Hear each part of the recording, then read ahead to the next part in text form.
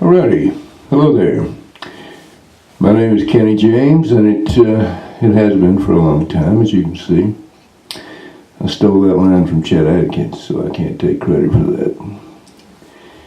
Welcome to the Guitar Studio, and we might call this the pilot episode for hopefully what will become instructional video of sorts, hopefully re-entertaining and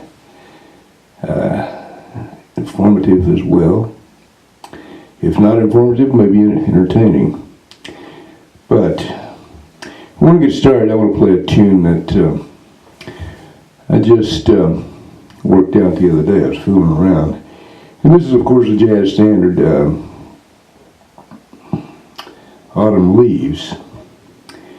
And I did a little different arrangement than what a normal jazz player would play. This incorporates a lot of the Chet Atkins style.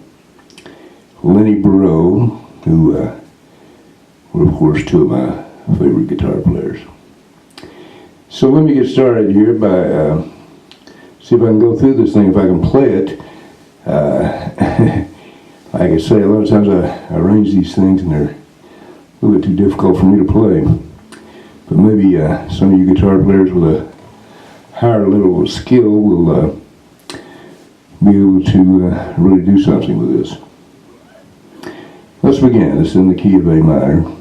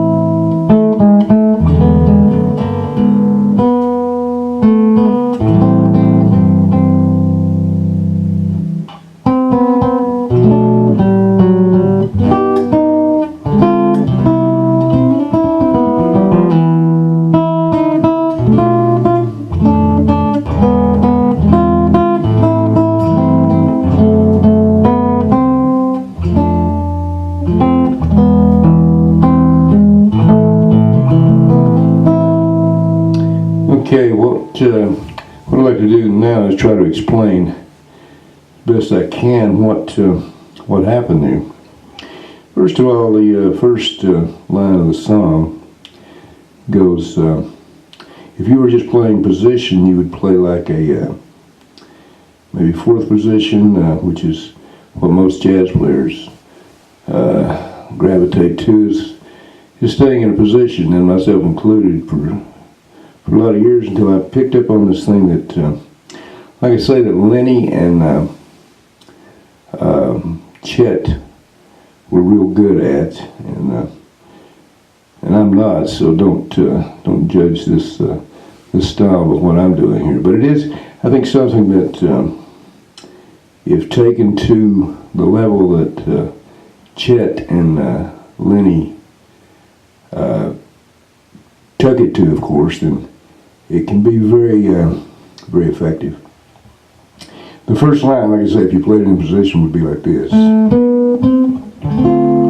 Just a straight D minor 7 chord with a little scale thing of a minor scale. That's the way the song opens. I chose to play this note, of course, here. Now, this note we know is a B, so I can play it open on the second string, you see. So, and of course the C notes, and it all rings together. Again, like a harp player. And of course, like I say, that's D minor 7. And then what I do, I walk into the G7 by using a jazz technique, which is A flat 13, which is a half step above it, which resonates or rings right into a G7 with that pedal tone, or whatever you want to call it, that F note still ringing, you say. So you get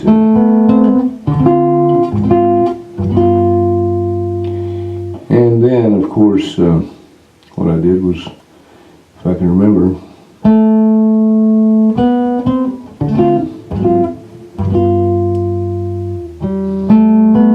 and the same thing you get here, because I'm starting with a G. If you're playing in a position, it'd be like this. I mean, that's pretty straight ahead, you see. But I chose to do this right here, okay, which is, let's see, what did I do? Or actually, I think I played that C major 7 in an open position.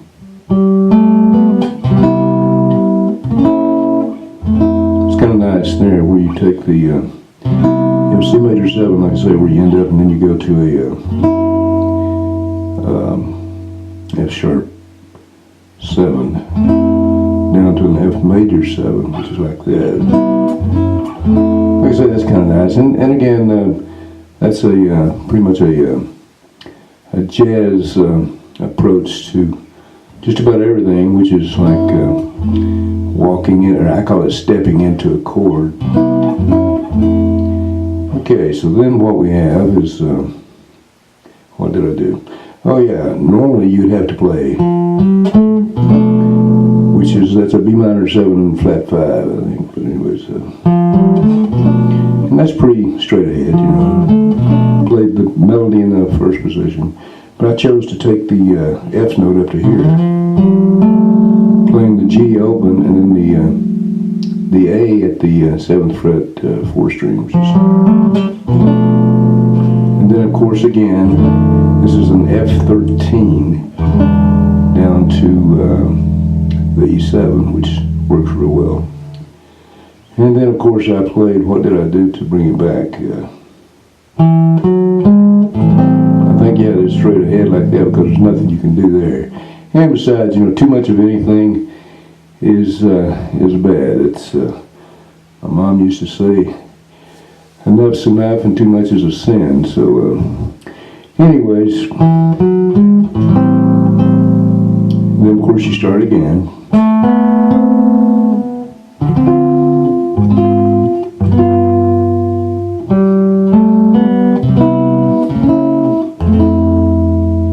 And again this. I really like that right there. And of course just bring it to conclusion. Some sort of little simple thing like that's good. And then I think I did this little deal here, which Chet used to do. So I like that. Just off on the A minor chord, what you do is hammer on, and yeah, some hammer-ons in it with open string things. Okay, then I did the bridge, which was kind of like this. Let's see. This is a little scale thing, and I think I did another. Try to do another harp type lick there. See. Yeah, so it'd be like this.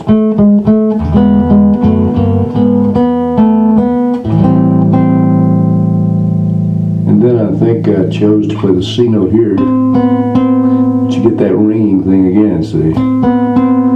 Normally you just play a C like that, but I chose to do this. And this is just a D minor form with an F in the bottom of it.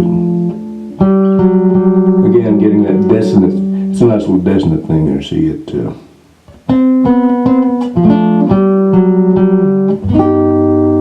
like that. And then I chose to go to maybe an F minor 7, which brings a little tension back into that C major 7. So what you're getting is, okay, well, I was fixing to go to the next part. I'm ahead of myself, as always. Anyways, okay, let's go to the next part. What the heck? All that is another B minor 7, flat 5. And it works real well with this F6, so you get the, that's a E7 of course. And I like that because so you get this little series of chords here, as you see. What did I do anyways? Okay.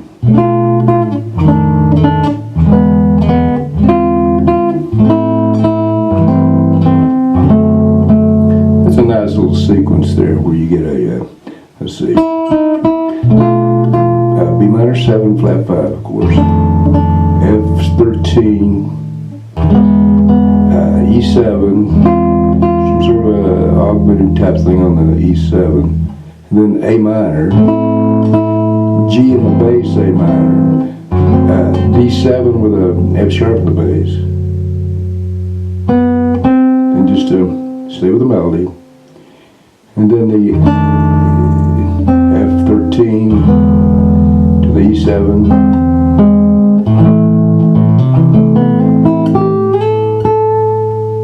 okay, so I think I went through it as well as I could and explained it as well as I could, the way I understand it anyways.